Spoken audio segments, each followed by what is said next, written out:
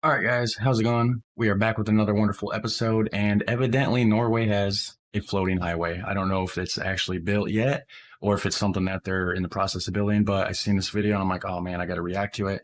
The original channel is The Richest. I've done reactions on their stuff before, and you need to go check their channel out. They have amazing stuff. Go subscribe. This one is inside Norway's $47 billion floating highway. I don't know, billion euros, $1 billion, billion, whatever, but it's that's a lot of damn money right there. So floating highway. We're gonna find out what this is all about right here.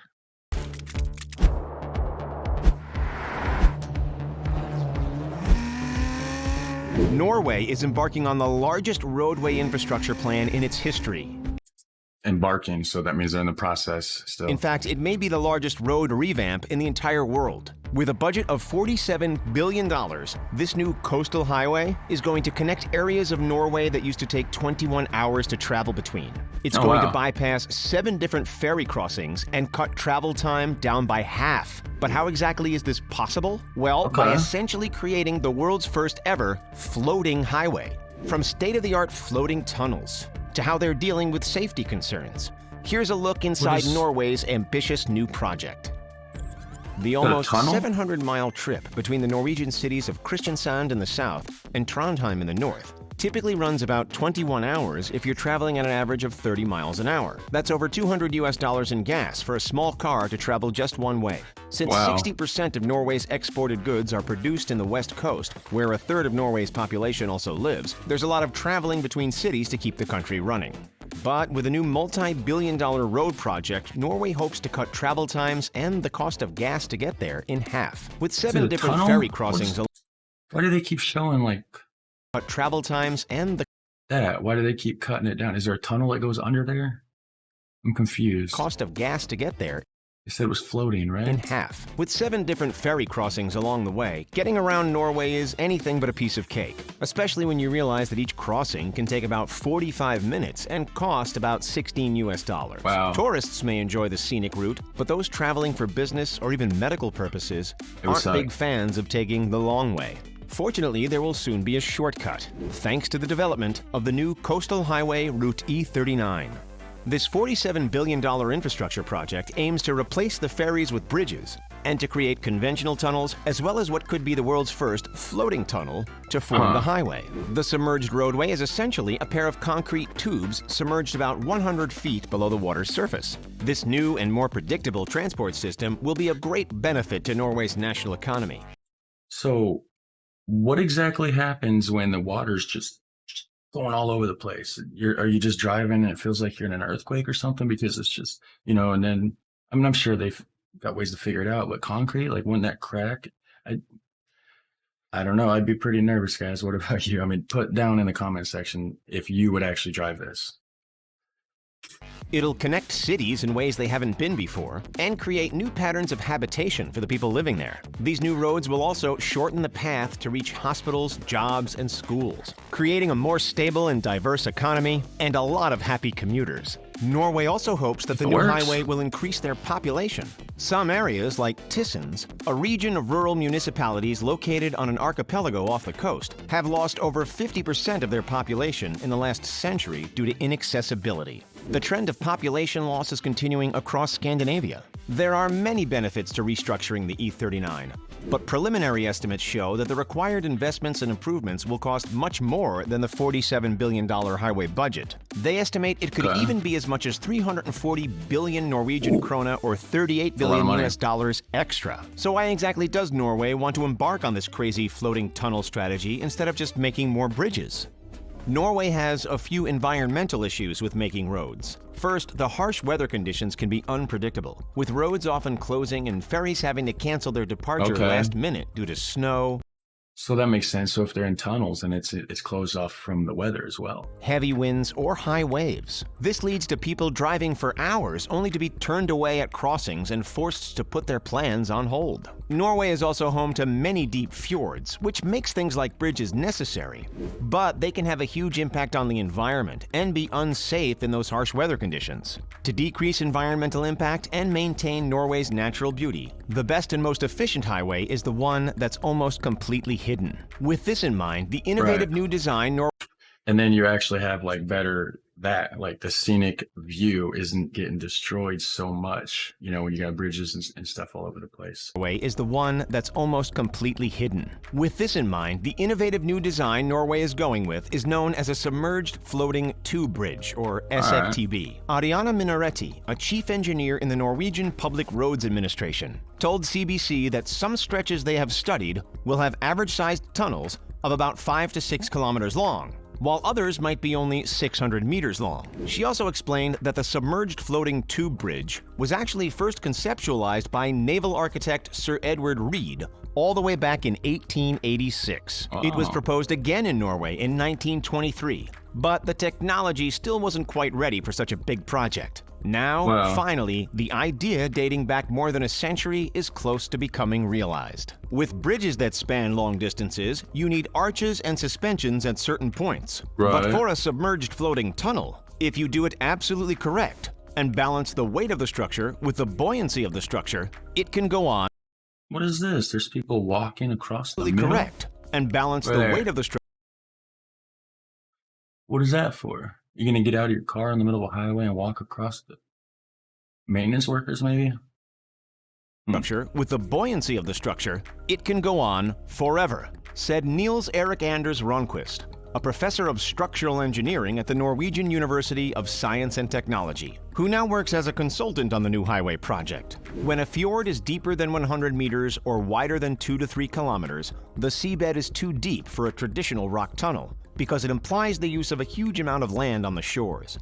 Suspension bridges seem like an obvious second choice, but the harsh winds can endanger travelers and force the closure of these bridges. But with a floating tunnel, all of these issues can be avoided. Though the floating tunnel is buoyant, the tube itself isn't actually floating. The tubes are stabilized by cables tethered to the seabed, or by pontoons floating on the surface at roughly 800-foot intervals. The pontoon idea is likely the safest, because boats will be able to easily see the location of the tunnel. And with the actual tunnel far enough beneath the water's surface, ships, boats, and even submarines will be able to easily avoid collision. The experts have decided that 20 to 50 meters, or between 60 to 150 feet below the surface, is sufficient depth to avoid collisions with water traffic while also avoiding a depth that could cause increased water pressure. One of the proposed new tunnels is in Bonnefjorden, and it's called the Rogaland Fixed Link, or simply Rogfast. Construction has already started on the submerged tube bridge that'll be 390 meters deep and have a 27-kilometer-long tunnel,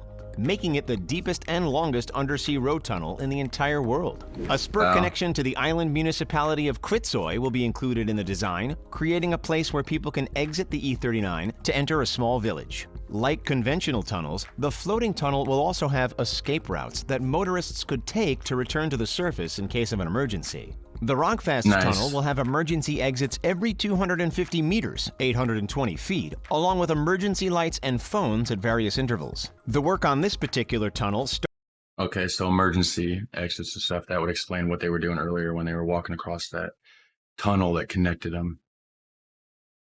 I like the animations on this too. This is nice. Along with emergency lights and phones at various intervals. The work on this particular tunnel started in 2018 and was expected to be completed in 2026 for a cost of $2 billion US. But with the project already overrunning cost estimates, it's now only expected to be completed by 2029. The government has proposed fundraising of an extra 1.3 billion Norwegian krone, or $145.5 million US. That's a lot of money too. And they plan to put a toll in place for 20 years after the tunnel's completion, with a fee of 150 krone per passage for light vehicles. That amounts to about $16 US, which is about the same price it would take you to hitch a ride on one of those ferries. The design for these submerged tunnels is definitely innovative, but with innovation comes a lot of brand new problems. Look at that. How cool would that be to drive to? I mean, it looks like you're driving through a spaceship, right? Tunnels is definitely innovative, but with innovation comes a lot of brand new problems. Fires and explosions are a major concern, as escaping an underwater tunnel isn't exactly the easiest thing to do. Right. Just imagine being stuck 150 feet underwater while disaster occurs. I don't even want to imagine that. Hit the like button, though. I imagine that, and I imagine you really want to because you're enjoying this content. That possibility is enough to make even the most seasoned traveler anxious. Thankfully, Norway is already on the case to make sure their floating tunnels are as safe as possible. They have been testing small-scale fires and explosions in their tunnels to plan for cases where a truck is carrying dangerous goods or two large vehicles collide. They need to have a prepared and standardized exit strategy, as well as a response team that can quickly get down to the tunnels if anything goes wrong. Yeah. What if there's a pileup? How does that? You're just stuck. Wow, there might be some issues with this. I could see that happening. Access for emergency services is absolutely crucial. However, the most challenging part of the design is getting to know the fjords and the best way to maneuver around or through them without causing any lasting environmental damage. Thankfully, the Norwegian Public Roads Administration has been studying Norway's natural landscape for years to best understand how automobiles and the environment can safely coexist. Even with their vast knowledge and research, the most challenging fjord to get right is the Sonja Fjord. At 3.7 kilometers wide and 1.3 kilometers deep at its lowest point. Nicknamed the King of the Fjords, it's the largest and deepest fjord in Norway, as well as the hardest to build upon. Experts are still evaluating whether some fjords, like this one, are even suitable for a submerged floating tube bridge. While they may be in the process of creating these tunnels, research is nowhere near complete. The Coastal Highway Route Project is collaborating with 3 of the largest universities in the Nordic region: the Norwegian University of Science and Technology, the University of Stavanger, and Chalmers University of Technology. They have about 50 PhD candidates working on solving different engineering challenges related to the E39 project, including how to maintain the tunnels once they're constructed and make sure they never break. The group is also working on solving general roadway infrastructure issues in Norway, including the development of intelligent transport systems, using solar energy to create ice-free road surfaces in winter, and how to digitally operate and maintain their road structures. It's a lot of work, but figuring out all of these issues looks like it's going to be completely worth it for Norway. A continuous E39 highway that's accessible 24/7 despite harsh weather conditions will please inhabitants and tourists alike. As it is, Norway makes more than 50 billion krona, or $5.6 billion US, in tourism each year. But a new and more efficient roadway is expected to improve that number. Yep, more people are going to want to go there. The E39 will also create new links between islands and the mainland, encouraging more economic activity in areas that used to be a lot harder to visit. Norway hopes that their new floating highway will be accessible to traffic by 2050. Nice. Off topic, but did you guys know that if you don't hit the notification bell when you subscribe, you will miss out on future videos like this? And also, it will only let me upload 3 videos a day for notification. Anything, if I upload past 3 if I upload more than 3 videos in the 24-hour period, it won't send the notifications out. So just check my channel, go there every now and then. There's probably a ton of videos you're actually going to enjoy that you didn't even know were even out there because you didn't get the notification, or maybe you haven't even subscribed yet. So go ahead and do that. It's free, it doesn't cost you anything, and it just helps the channel grow. Norway hopes that their new floating highway will be accessible to traffic by 2050. It plans to be about 1,100 kilometers.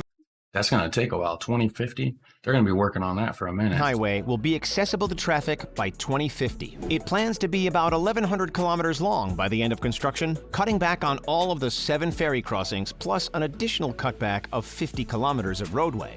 While this ambitious project might be the first structure of its kind, it definitely won't be the last. Engineers in Italy and China are already pursuing similar concepts. Now the only question is, who will finish first? Would you drive in one of these floating tunnels, or would you rather take the scenic route? Would you drive in one of those? Let me know in the comment section down below. Go check out the original channel. I know you guys want to see more of their content because they do have really good stuff. So anyways, that's very interesting to me. I don't see how it will work very good without a lot of problems, but hey, you know, maybe they'll get it figured out. But anyways, I'll see you guys in the next one. All right, take care.